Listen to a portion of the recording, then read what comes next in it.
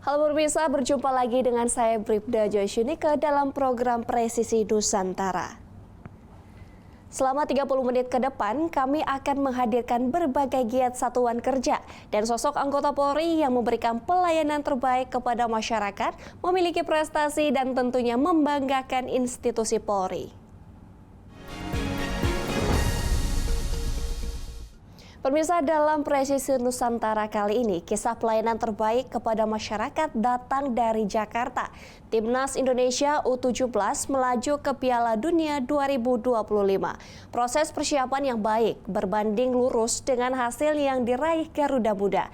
Ketua Badan Tim Nasional Kombes Pol Sumarji mengapresiasi perjuangan para pemain muda yang telah membawa nama Indonesia ke kancah persepak bolaan dunia.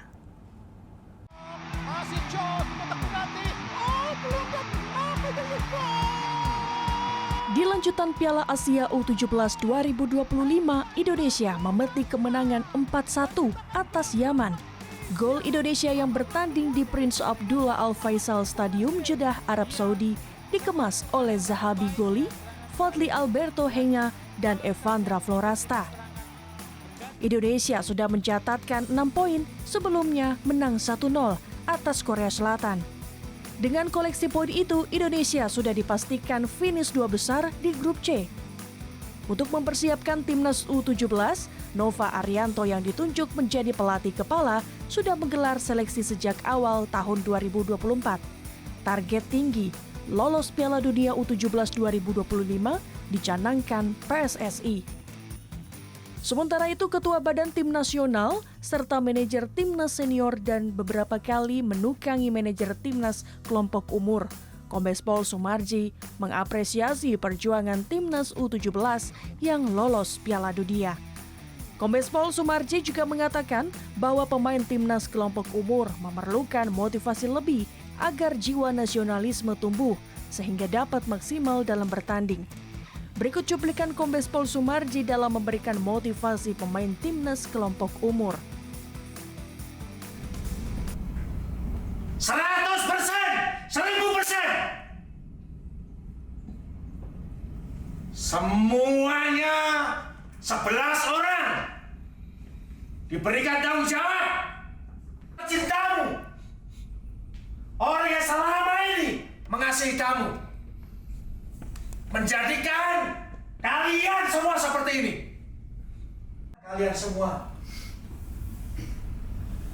apa yang harus kalian perbuat dan kalian berikan?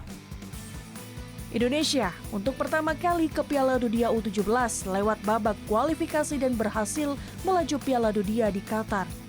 Petualangan Indonesia di Piala Asia U17 2025 belum selesai.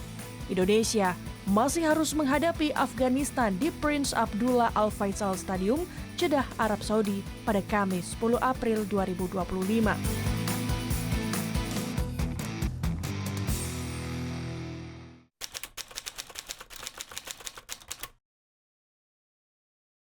Ya.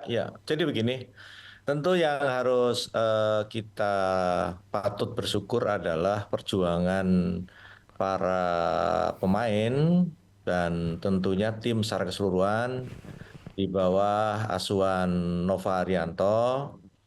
Dan tentu ini adalah berkat daripada upaya dan usaha yang sudah kami lakukan di Badan Timnas. Sehingga memang kesiapan ini bukan kesiapan yang boleh dikatakan singkat, tetapi persiapan ini cukup lama.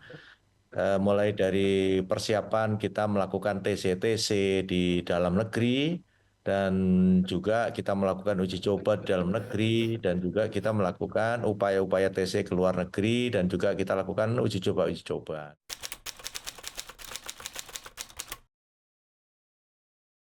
Persiapan dan juga semua yang sudah kita lakukan dengan sebaik-baiknya ini menghasilkan sesuatu yang boleh dikatakan sangat membanggakan untuk bangsa dan negara, untuk perkembangan sepak bola. Ya, ke depan yang harus kita lakukan adalah bagaimana sepak bola, khususnya dalam hal pembinaan, ini harus betul-betul kita lakukan dengan baik.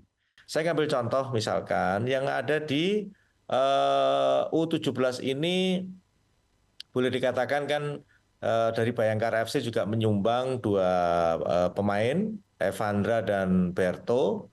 Sebenarnya ada satu lagi Torres, tetapi karena cedera tidak bisa masuk, masuk tuh jadi cadangan. Tetapi yang boleh dikatakan jadi bintangnya U17, salah satunya adalah Evandra dan juga yang tidak kalah menarik lagi Berto. Ini adalah hasil pembinaan dari Bayangkara FC yang memang kita betul-betul concern ke arah sana. Polri itu dengan adanya sepak bola Bayangkara FC tentu kan kita punya EPA. Nah, dari situlah kita berusaha untuk bisa melahirkan atau menghasilkan pemain-pemain dengan talenta yang sangat baik. Itu salah satu upaya dan salah satu usaha yang dilakukan oleh Bayangkara. Karena memang keberadaan Bayangkara FC ini harus bisa menjadi klub yang memang bisa dipakai untuk memperkuat timnas.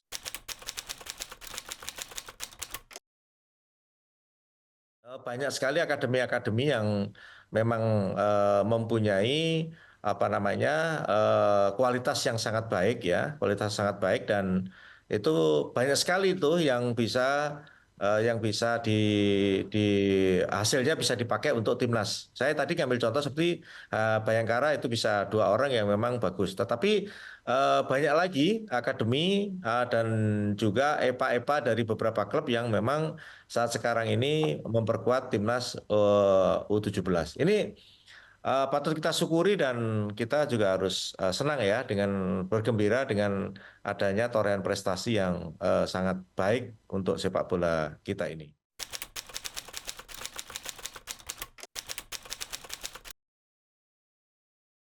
Oh iya, jadi begini, memang kelompok umur ini memang harus berbeda cara memberikan motivasi dan cara memberikan semangatnya. Kalau anak-anak kita mulai dari U16, U17, 20, 23 ini memang harus menggebu-gebu. Bagaimana kita menanamkan jiwa nasionalisme yang tinggi di anak-anak ini. Kenapa? Karena kalau kita bisa menanamkan jiwa nasionalisme yang tinggi, semangat berjuang, semangat berkorban, dan semangat apa namanya memperjuangkan bangsa dan negaranya, mengharumkan bangsa dan negaranya, itu tertanam, maka secara otomatis dengan sendirinya para pemain ini akan berupaya, berusaha, bekerja dengan keras, maksimal, dan tentu bisa akan mengeluarkan semua kemampuan yang dimiliki. Nah, tentu supaya bisa seperti itu yang harus dilakukan adalah memberikan motivasi semangat yang tinggi kepada para pemain. Itu salah satu hal yang kami lakukan. Saya juga perlu sampaikan bahwa di semua kelompok umur itu memang harus ada motivator yang bisa membangkitkan semangat.